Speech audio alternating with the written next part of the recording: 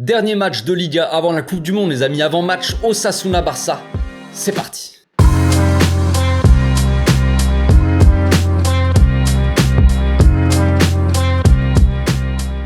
Au passage, n'hésitez pas à vous abonner, liker et commenter. C'est le meilleur moyen de me soutenir et ça fera plaisir à tonton. Le dernier match avant les vacances, les vacaciones, ou alors avant la Coupe du Monde, ça dépend qui es-tu dans le football. Mais bon bref, Osasuna, le match piège par excellence, j'ai envie de dire attention à Osasuna, qui n'est pas si mauvais que ça, qui est plutôt en forme même en ce moment je dirais. Côté actu, le Barça tombe sur United en Ligue Europa, vous l'avez vu, j'ai sorti une vidéo tout à l'heure, il n'y a pas si longtemps que ça, ma petite réaction à chaud comme ça, de tomber sur Manchester, une équipe qu'on connaît plutôt bien, qu'on a affronté de nombreuses fois par le passé, pas dans les mêmes conditions, évidemment ça fait bizarre de se retrouver en Ligue Europa.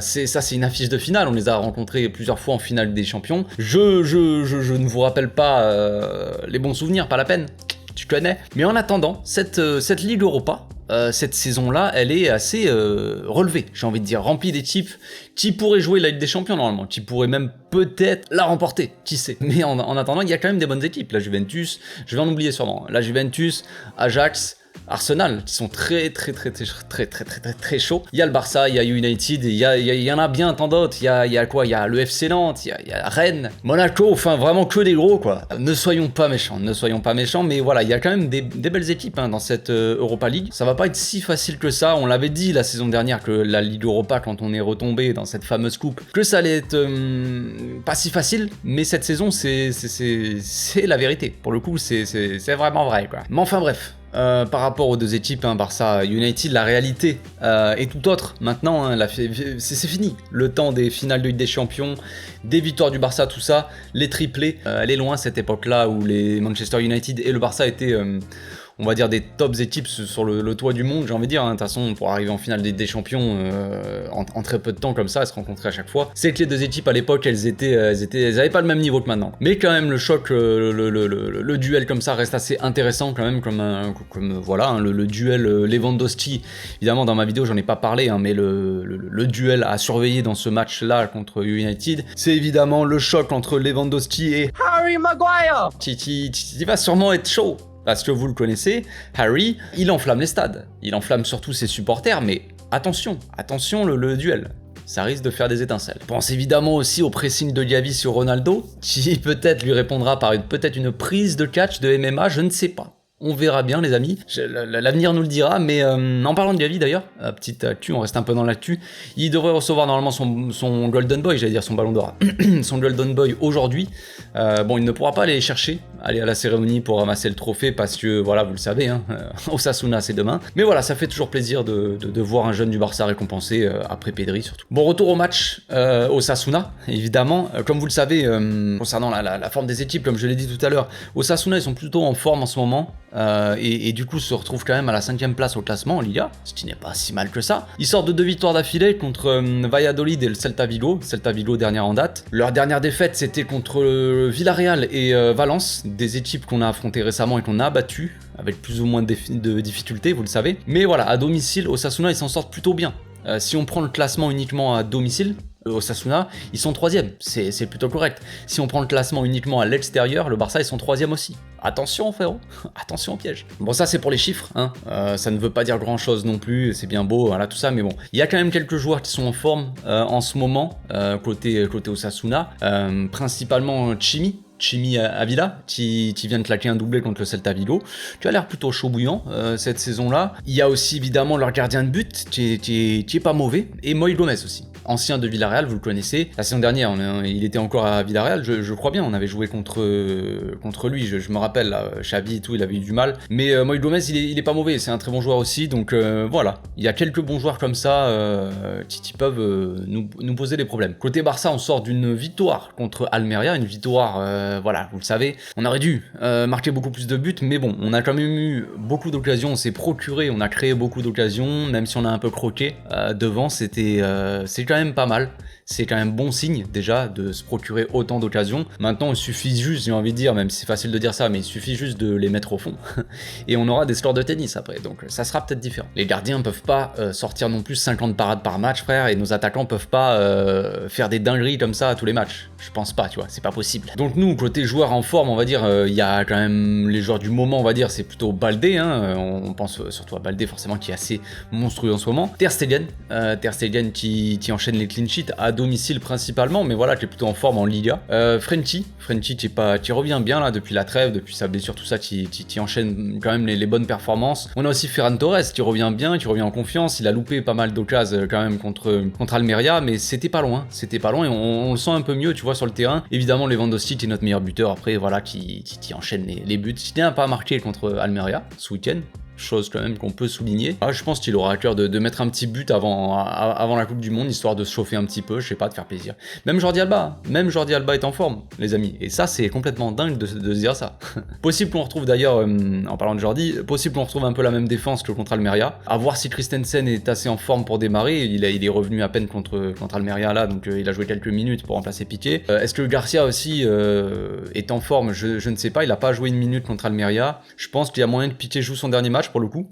Piqué, vous le savez, il a dit ses au revoir, ses adieux en tant que joueur du Barça au Camp Nou, mais c'est fort possible qu'il enchaîne un dernier match contre Osasuna. Koundé, lui, n'a pas été convoqué. D'ailleurs, il s'est toujours pas entraîné avec le groupe et tout ça aujourd'hui, donc pas de convocation pour Koundé. Je pense qu'ils veulent pas prendre de risques et tout ça avant la Coupe du Monde. Ils préfèrent peut-être se préserver. Contrairement à Chadi Riyad et Casado qui ont encore été appelés, au cas où. Je pense pas qu'ils auront vraiment des minutes en soi, mais on ne sait jamais. Voilà, ils sont là au cas où un joueur ne serait pas en forme, on va dire. Surtout Chadi Riyad, c'est compliqué qu'il y joue, à mon avis. Il y aura sûrement Marcos Alonso, soit Garcia, soit Christensen, soit Piqué qui sont devant. Je veux dire, il y a quand même pas mal de défenseurs, donc il y a peu de chance qu'il y ait des minutes de jeu. Donc on peut s'attendre à un match assez ouvert, je dirais, avec une équipe d'Osasuna quand même qui est assez joueuse, principalement en contre, je dirais, mais voilà, c'est une équipe qui reste pas forcément prostrée devant leur défense comme ça, à pas jouer, tu vois.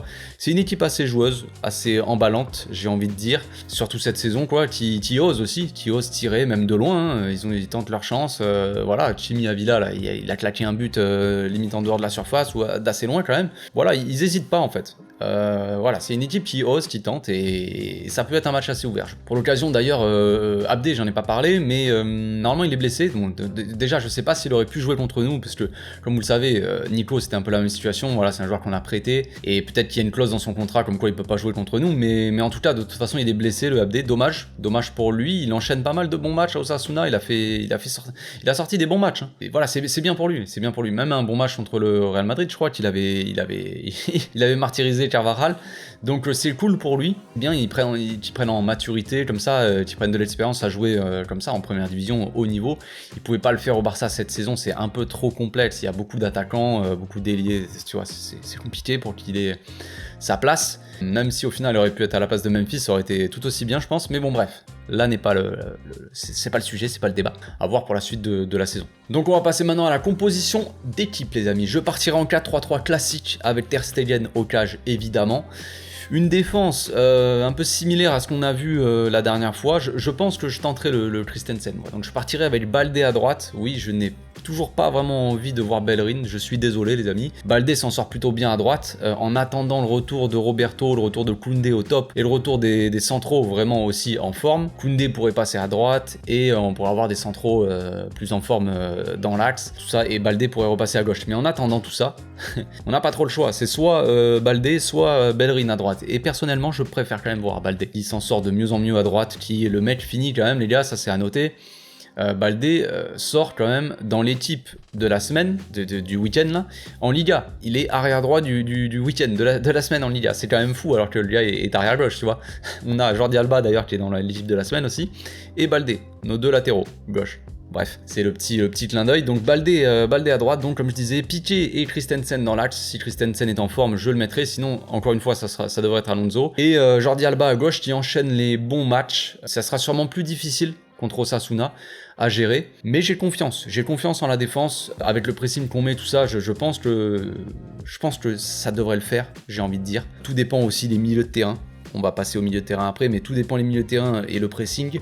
Les défenseurs peuvent être un peu plus tranquilles, on va dire, et pas livrés à eux-mêmes, quoi. Au milieu, je partirai avec Frenkie en 6 et accompagné avec de Gavi et de Pedri. Donc pas de Busquets. Est-ce qu'il va encore jouer? Je ne sais pas, je peux pas vous dire. Mon avis là-dessus, c'est que Busquets n'a pas sorti un mauvais match, il a même sorti un bon match, je trouve. Contre Almeria, ça reste Almeria à domicile, tout ça. Là, c'est un peu différent. Je pense que quand même le niveau est un peu plus relevé. Donc personnellement, je partirais pas avec Busquets. Quand même, je partirais avec Frenkie en 6. Il a montré déjà qu'en 6, tout seul comme ça, positionné en 6, il pouvait sortir des très bons matchs. Je pense que c'est la bonne idée pour moi, la bonne solution de mettre Frenkie. Avec Gavi, retour de Gavi qui mettra un pressing assez intense au milieu de terrain. Et Pedri qui a fait un match, on va dire mitigé, même s'il a fait un bon match pour moi contre Almeria. Voilà, il ose pas assez. Il va falloir qu'il tire. Voilà, c'était ça, on avait parlé de ça dans l'analyse d'après-match. Mais sinon, Pedri est toujours aussi important dans le tempo, dans la diction du jeu, quoi. C'est lui qui dirige l'équipe, c'est lui qui dicte le tempo de l'équipe. C'est lui le maestro, tout simplement, au milieu. Donc Pedri, toujours aussi important, tu ne peux pas t'en passer de toute façon. Qu'il fasse un bon match, un mauvais match, qu'il soit pas en forme ou pas, c'est Pedrito, les gars, faut qu'il joue. Pour finir en attaque, je partirai avec Ferran à droite, Lewandowski dans l'axe et Ansu Fati à gauche. Alors encore une fois, on change d'attaque, oui, je sais. Moi-même, je ne suis pas trop pour, mais je comment dire, déjà, cette attaque-là, on l'a vu récemment, si je me trompe pas, c'était contre Villarreal, où on avait gagné, on avait déchiré Villarreal, tout simplement, on avait gagné 3-0, bon. On avait vu une attaque très intéressante, très intéressante avec des attaquants qui combinent beaucoup entre eux, tout ça, des attaquants joueurs et pas trop personnels. Ferran Torres, il est sur des bons matchs. Alors oui, pour moi, c'est pas forcément comment dire. Je le sais, je l'ai dit dans mon analyse en plus d'après-match d'Almeria, où je dis que Ferran de toute façon doit jouer à gauche avec en dessous et à droite c'est Rafinha ou Dembélé. Mais là, je vous avoue que donc je me contredis totalement et voilà, je pense pas que ça sera de toute façon cette attaque. Hein. Je pense que Dembélé sera sur le terrain, mais moi ça me saoule un peu de voir Dembélé faire des dingueries sur le terrain.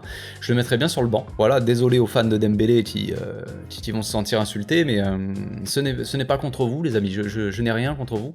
Pas la peine de t'énerver derrière ton écran. C'est juste que j'en ai marre de voir Dembélé faire des dingueries, donc j'ai envie de voir une attaque comme ça, joueuse, contre Villarreal, ça avait été sympa. Pourquoi pas retester ça? Vous allez me dire Rafinha aussi, mais voilà, Rafinha, il faut qu'il rentre en cours de jeu comme ça, qu'il apporte un peu, mais je sais pas. Voilà, c'est mon ressenti comme ça. Ansu Fati, je l'ai senti plutôt bien quand il est rentré, avec des bons appels de balles, il a failli marquer, même si voilà, il tire, sa reprise sur le centre de Jordi Alba va sur le gardien, enfin voilà, ça s'est joué à rien. Mais voilà, il a fait une bonne entrée, une entrée encourageante pour moi.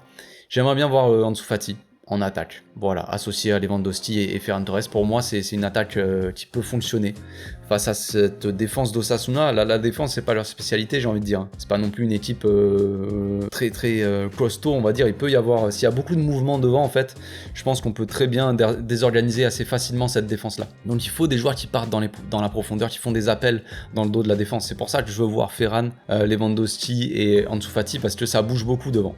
Dembélé, il demande souvent le ballon dans les pieds, et Rafinha, c'est pareil. Ils font des appels de temps en temps, enfin surtout Rafinha, mais Rafinha, souvent, il joue un peu reculé pour faire de la passe, tu vois, faire des passes. Donc voilà pour mon attaque, voilà pour ma compo. Dites-moi dans les commentaires ce que vous en pensez, ou ce que vous mettriez vous à la place de Xavi.